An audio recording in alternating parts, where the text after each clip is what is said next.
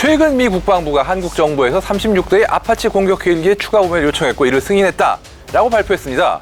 이 소식을 접한 북한은 도발적 망동이다라고 주장하며 강하게 비판하고 나섰는데요. 세계 최강으로 불리는 아파치 도입을 둘러싼 이모저모를 알아보기 전에 구독, 좋아요, 알림 설정으로 100만 구독자 달성 응원 부탁드립니다.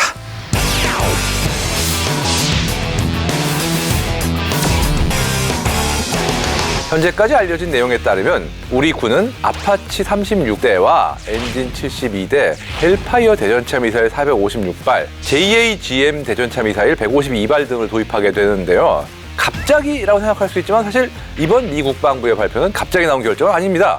2022년 11월 방위사업추진위원회 의결로 아파치 36대 추가 구매 사업인 대형 공격 헬기 2차 도입 사업이 이미 확정된 바가 있거든요. 당시 정해진 내용대로면 2028년까지 사업을 진행하기로 한 건데 이게 바로 그 일환인 거죠. 2차 사업에서는 과거 2조 원 정도였던 예산이 3.3조로 늘어났는데 이번에 미 국방부가 발표한 승인 금액은 4.7조 원으로 기재되어 있어요. 4.7조 원이면 가성비가 떨어지지 않느냐라는 목소리도 일부 있는데 일단 제가 볼 때는 아무래도 시간이 지나면서 물가나 환율이 달라진 부분도 있고요. 게다가 도입 기종도 AH-64E 아파치 가디언의 기존 버전이 아니라 최신형인 AH-64E V6형이라는 점, 그리고 1차 사업 당시에는 레이더가 6대만 도입됐는데 이번에 장착되는 장비 중에는 고가품에 속하는 롱보우 레이더의 숫자가 14대로 늘어나다 보니 아무래도 도입 비용이 증가할 수밖에 없었던 것으로 보입니다. 들여온 아파치를 어떻게 활용하느냐의 포인트를 두고 접근하면은 과연 이게 너무 비싸냐? 그건 또 아닐 수도 있다. 그런 생각도 들긴 하네요. 미국 무기를 들여올 때는 미 정부의 승인이 필요한데요. 이번에도 동일한 방식으로 진행이 되나요? FMS, 즉 대외 군사 판매 방식입니다. FMS 판매 대상은 그야말로 미국의 우방국에 대해서 실시가 되는 건데요. 기본적으로는 우리나라 정부가 미국의 업체와 직접 계약하는 방식이 아니고 미국 정부가 업체로부터 아파치를 구입하고 여기에 대해서 미국 정부가 품질을 보증하는 방식으로 우리 정부에 판매하는, 즉 미국 정부와 우리 정부가 계약을 맺는 그런 방식입니다. 이번 계약을 통해서 추가로 36대를 만약에 도입하게 되면은 우리 군이 보유한 아파치의 숫자가 2배인 72대까지 늘어나는 거죠. 그런데 이 숫자에 주목해야 될 부분이 우리가 80년대에 들여와서 운용하던 AH-1S 코브라 헬기, 그게 몇 대였는지 기억하시는 분 계시나요? 지금 아파치와 거의 같은 숫자였습니다. 아마 72대였을 걸로 기억하는데 한마디로 퇴역하게 되는 코브라 헬기를 대체하기 위해서 지금 아파치의 숫자를 딱 맞추고 있다. 이걸 알 수 있는 대목입니다. 코브라 헬기보다 아파치 능력이 뛰어나면 도입 대수가 더 적어져도 될 것 같은데요. 사실 그런 얘기가 있었어요. 헬기의 능력만 보면은 기존의 36대만으로도 72대를 충분히 대체할 수 있는 거 아니냐 이런 얘기가 있었는데 이런 헬기나 전투기 같은 기체 숫자가 단순히 기체 성능만으로 결정될 수 있는 건 아닌데 평소의 훈련이라든가 정비, 전시에 가용됐을 적의 규모 이런 여러 가지 부분을 종합적으로 고려해야 되기 때문에 아무리 성능이 높아졌다 그래도 기왕이면 기존에 정해진 공격 헬기 숫자에 맞춰서 도입하자 이런 의도로 보여지고요. 다만 아파치의 능력 자체는 코브라와 비교했을 때 많은 면에서 엄청난 우위를 가집니다. 당장 대형의 쌍발 엔진 공격 헬기라는 점만으로도 굉장히 큰 이점입니다. 코브라 헬기 같은 경우는 엔진 출력에 한계부터 있기 때문에 비행 거리라든가 기상 상황에 따라서는 원래 정해진 무장인 로켓 38발과 토미사일 8발을 풀로 장착하지 못할 경우도 꽤 있었습니다. 하지만 아파치는 헬파이어 8발에 로켓 38발 조합을 우리나라 안에서는 어떤 상황에서든 거의 장착할 수 있다 이렇게 보시면 되고요. 심지어 금군 헬파이어 16발을 장착하는 풀 장착 상황도 대부분의 상황에서 가능할 정도, 한마디로 힘이 좋다는 거죠. 거기에 장착한 무장의 능력과 센서의 능력도 넘사벽이죠. 당장 미사일의 사거리만 해도 코브라에서 운영하는 토미사일은 한 3.6km 정도, 반면에 헬파이어는 8km로 2배가 넘게 길고요. 16발의 미사일을 장착하고 비행할 경우엔 16개의 목표를 동시에 공격할 수도 있습니다. 이는 아파치 가디언 및 롱보우 아파치에 탑재된 롱보우 레이더 덕분인데요. 256개의 표적을 탐지하고 그중에 128개의 표적을 동시에 추적할 수 있고 이 중 한 대의 헬기 기준으로 16개의 표적을 동시에 공격할 수 있는 거죠. 아파치가 전차 킬러라고 불리지 않습니까? 8km 밖에 있는 적 전차나 벙커 같은 거를 16개를 정밀 타격할 수 있으니 진짜 목표물로 한번 점이 찍어지면 그야말로 초토화되는 셈이죠.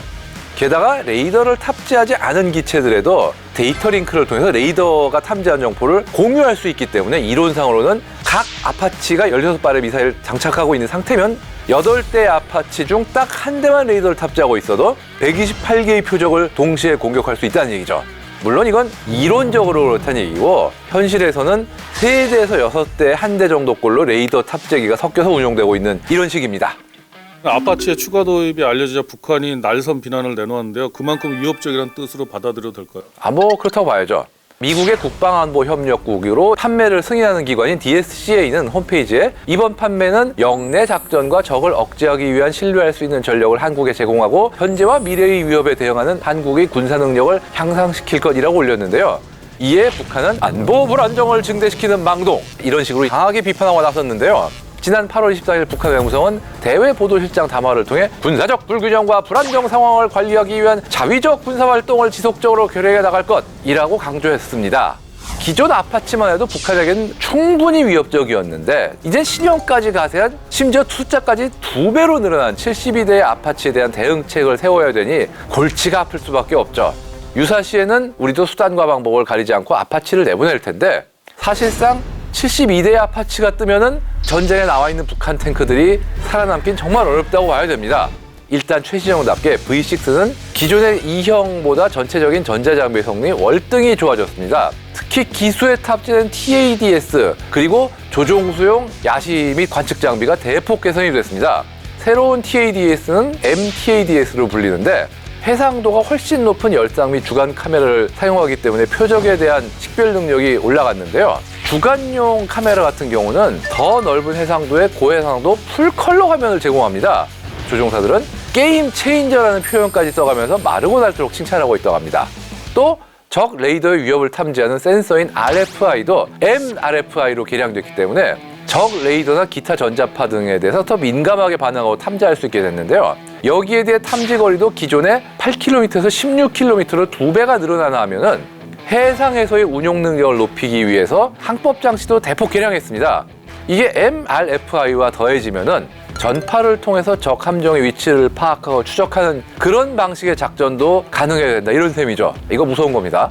그 다음에 미군이 운용하려는 기체의 경우는 MQ-1C나 RQ-7B 무인기와 합동작전을 벌일 수 있는 유무인 복합 능력 멈티를 갖추고 있었는데 V6에서는 더욱더 개량된 멈티-X가 더해졌다고 합니다. 다만 우리 군은 이전에도 아파치 가디언이 멈티 능력을 빼고 도입한 전례가 있는 만큼 이번에도 빼고 들여올지 같이 들여올지 다소 불투명하긴 합니다. 왜냐하면 이게 멈티 능력을 도입하면은 헬기에 그 능력만 있어서 끝나는 게 아니라 미군이 운용하는 무인기들도 같이 들여야 되기 때문에 그걸 어떻게 할지 두고 봐야 돼요.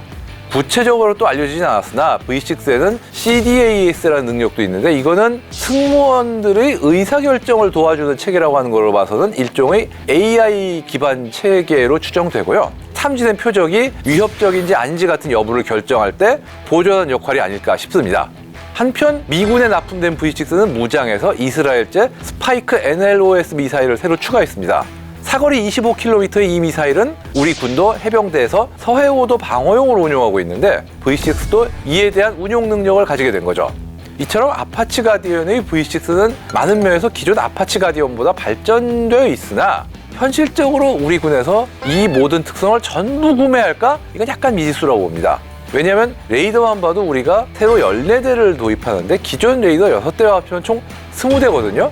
우리 군이 보유한 아파치 72대에 다 넣는다 쳐도 결국 레이더 탑재기의 비율이 3.6대 1. 물론 이론상으로는 최저 비율인 8대 1보다 뛰어나고 기존의 36대에 6대 레이더밖에 없어서 6대 1이던 때보다야 많이 뛰어나지만 그래도 2.6대 1로 알려진 주한미군에 비해서는 좀 떨어지기 때문에 레이더의 추가 구매가 이루어져야 되는 거 아니냐 이런 논의가 진행되는 상황이긴 합니다.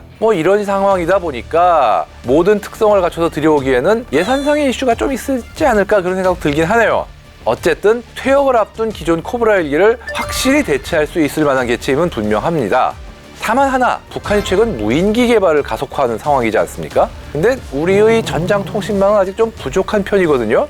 본래 아파치가 무인기 운용 기반을 갖춘 만큼 이런 부분들까지도 좀 고민을 해가지고 아파치 헬기의 효용성이 더욱 극대화되길 바라고요. 72대의 아파치가 한반도의 평화를 지키는 해결사로 자리하길 기대하겠습니다.